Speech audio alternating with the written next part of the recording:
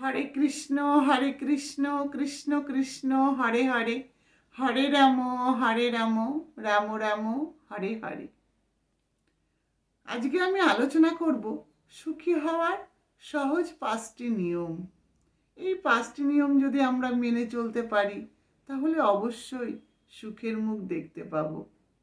প্রথমত হলো কথা কম বলবেন, কারণ কথা যখনই আমরা বেশি বলি তখনই অশান্তির সৃষ্টি হয়। দ্বিতীয়ত হলো কানে কম শুনবেন। এর মানে কি? এর মানে সব কথায় কান বেশি না দেয়া।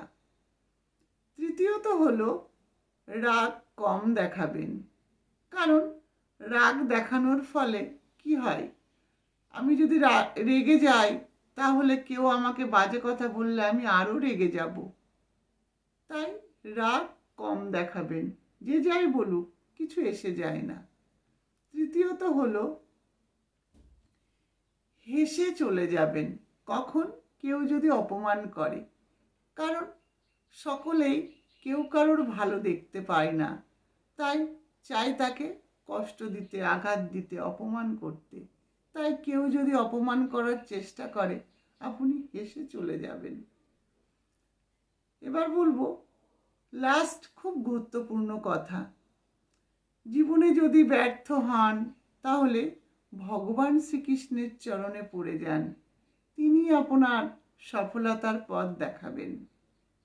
আর কখনো কি একা বসে বসে ভেবেছেন আমি মরে গেলে কার কি এসে যাবে?